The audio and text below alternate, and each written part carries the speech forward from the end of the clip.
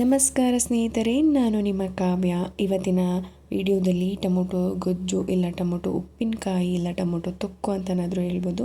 ಇದನ್ನು 6ರಿಂದ 10 ತಿಂಗಳು ಕಾಲ ಸ್ಟೋರ್ ಮಾಡಿಟ್ಕೋಬೋದು. ಬನ್ನಿ ಹೇಗೆ ಮಾಡೋದು ಅಂತ ನೋಡೋಣ. ನಾನಿಲ್ಲಿ 8 ಟೊಮೊಟೊ ತೊಗೊಂಡಿದ್ದೀನಿ. ಅದನ್ನು ಚೆನ್ನಾಗಿ ತೊಳೆದು ಬಟ್ಟೆಯಲ್ಲಿ ಒರೆಸಿ ಹಿಂದ್ಗಡೆ ಇರೋ ಭಾಗನ ಕಟ್ ಮಾಡಿ ತೆಗೆದಿದ್ದೀನಿ. ಈಗ ಒಂದು ಪಾತ್ರೆಗೆ ಟೊಮೊಟೊ, ಒಂದು ನಿಂಬೆಹಣ್ಣು ಗಾತ್ರದಷ್ಟು ಹುಣಸೆಹಣ್ಣು, ನಿಮ್ಮ ರುಚಿಗೆ ತಕ್ಕಷ್ಟು ಉಪ್ಪು ಹಾಕ್ಕೊಂಡು ನೋಡಿ, ಇಷ್ಟೇ ನೀರು ಹಾಕಬೇಕು. ಒಂದು ಕಾಫಿ ಲೋಟದಲ್ಲಿ ಅಲ್ಲಿ ಅರ್ಧ ಲೋಟದಷ್ಟು ನೀರು ಹಾಕ್ಕೊಳ್ಳಿ. ಯಾಕೆಂದರೆ ಟೊಮೊಟೊದಲ್ಲಿ ನೀರಿನ ಅಂಶ ಇರೋದ್ರಿಂದ ಅದು ಬೇಯ್ತಾ ಬಿಟ್ಕೊಂಡು ನೋಡಿ ಈ ಥರ ಬೆಂದಿರುತ್ತೆ. ಇದರಲ್ಲಿ ಹುಣಸೆಹಣ್ಣು ಉಪ್ಪು ಎಲ್ಲ ಹಾಕಿರ್ತೀವಲ್ಲ, ಅದು ಚೆನ್ನಾಗಿ ಹೊಂದ್ಕೊಂಡಿರುತ್ತೆ. ಇದನ್ನು ಆರೋದಕ್ಕೆ ಬಿಡಿ. ಈಗ ಒಂದು ಮಸಾಲೆ ರೆಡಿ ಮಾಡ್ಕೊಳ್ಳೋಣ. 1 ಸ್ಪೂನ್ ಮೆಂತೆ, 1 ಸ್ಪೂನ್ ಸಾಸಿವೆ, 1 ಸ್ಪೂನ್ ಜೀರಿಗೆ ಹಾಕಿ ಕಂದು ಬಣ್ಣ ಬರೋವರೆಗೂ ಫ್ರೈ ಮಾಡ್ಕೊಳ್ಳಿ. ಈಗ ಚಟಪಟ ಅನ್ನುತ್ತಲ್ಲ, ಆ ಟೈಮಿಗೆ ನೀವು ಗ್ಯಾಸ್ ಆಫ್ ಮಾಡಿಕೊಂಡ್ರೆ ಆಗುತ್ತೆ. ಸ್ಮೆಲ್ ಕೂಡ ತುಂಬ ಚೆನ್ನಾಗಿ ಬರ್ತಿರುತ್ತೆ. ಇದನ್ನು ನಾವು ಲೋ ಫ್ಲೇಮಲ್ಲೇ ಹುರ್ಕೊಬೇಕು. ಇವಾಗ ಇದನ್ನು ಆರೋದಕ್ಕೆ ಬಿಡೋಣ.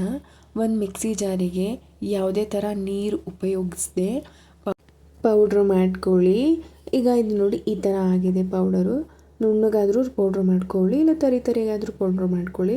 ಈಗ 1 ಕೈ ಹಿಡಿಯಷ್ಟು ಬೆಳ್ಳುಳ್ಳಿ, ನಂತರ 4 ಸ್ಪೂನಷ್ಟು ಖಾರದ ಪುಡಿ ಹಾಕ್ಕೊಂಡಿದ್ದೀನಿ. ನೋಡಿ ಹಾಕ್ಕೊಂಡು ಈ ಥರ ರುಬ್ಕೊಂಬಂದು ಇಟ್ಕೊಂಡಿದ್ದೀನಿ. ಅದೇ ಮಿಕ್ಸಿ ಜಾರಿಗೆ ತಣ್ಣಗಾದಂತಹ ಟೊಮೊಟೊನು ಕೂಡ ಹಾಕ್ಕೊಂಡು ನುಣ್ಣಗೆ ಪೇಸ್ಟ್ ಮಾಡ್ಕೊತಿದ್ದೀನಿ ನಾನು. ನೀವು ಕೂಡ ನುಣ್ಣಗೆ ಬೇಕಿದ್ರೆ ನುಣ್ಣಗೆ, ಇಲ್ಲ ತರಿಯಾಗಿ ಬೇಕಾದರೆ ತರಿಯಾಗಿ ಪೇಸ್ಟ್ ಮಾಡಿಟ್ಕೊಳ್ಳಿ. ಈಗ ಒಂದು ಒಗ್ಗರಣೆ ಕಟ್ಕೊಳ್ಳೋಣ. ಒಂದು ಬಾಣಲಿಗೆ 6ರಿಂದ 7 ಸ್ಪೂನ್ ಎಣ್ಣೆ, ಸಾಸಿವೆ, ಕರಿಬೇವಿನ ಸೊಪ್ಪು, ರುಬ್ಕೊಂಡಿದ್ವಲ್ಲ ಮಸಾಲೆ, ಅದನ್ನು ಹಾಕ್ಕೊಂಡು ಚೆನ್ನಾಗಿ 2 ಸೆಕೆಂಡ್ ಮಿಕ್ಸ್ ಮಾಡಿಕೊಂಡ್ರೆ ಸಾಕು. ಈಗ ಟೊಮೊಟೊ ಕೂಡ ರುಬ್ಕೊಂಡಿದ್ವಲ್ಲ ಅದನ್ನು ಹಾಕ್ಕೊಂಡು ಚೆನ್ನಾಗಿ ಒಂದು ಕುದಿ ಬರೋವರೆಗೂ ಮಿಕ್ಸ್ ಮಾಡಿಕೊಂಡ್ರೆ ಸಾಕು. ಜಾಸ್ತಿ ಹೊತ್ತು ಕುದಿಸ್ಬೇಕು ಅಂತ ಅವಶ್ಯಕತೆ ಇಲ್ಲ. ಜಾಸ್ತಿ ಹೊತ್ತು ಕುದಿಸ್ಕೊಂಡ್ರೆ ಅದು ಟೇಸ್ಟ್ ಬೇರೆ ಥರ ಆಗಿರುತ್ತೆ. ನೋಡಿ ಈಗ ರೆಡಿ ಆಗಿದೆ. ಇದು ತುಂಬ ರುಚಿಯಾಗಿರುತ್ತೆ. 6ರಿಂದ 8 ತಿಂಗಳು ತನಕ ನೀವು ಸ್ಟೋರ್ ಮಾಡ್ಕೋಬೋದು. ಇಲ್ಲ ಜ್ವರ ಬಂದಾಗ ಎಲ್ಲ ಈ ಥರ ಒಂದ್ಸಲ ಟ್ರೈ ಮಾಡಿ ನೋಡಿ. ಯಾಕೆ ಅಂತಂದರೆ ಜ್ವರ ಬಂದಾಗ ಬಾಯಿ ಕೆಟ್ಟಿರುತ್ತೆ ಅಲ್ವಾ, ಈ ಥರ ಉಪ್ಪು ಹುಳಿ ಖಾರ ಸೇರಿಸ್ಕೊಂಡು ತಿಂತಿದ್ರೆ ತುಂಬ ಚೆನ್ನಾಗಿರುತ್ತೆ, ತುಂಬ ರುಚಿಯಾಗಿರುತ್ತೆ. ಒಂದ್ಸಲ ಟ್ರೈ ಮಾಡಿ.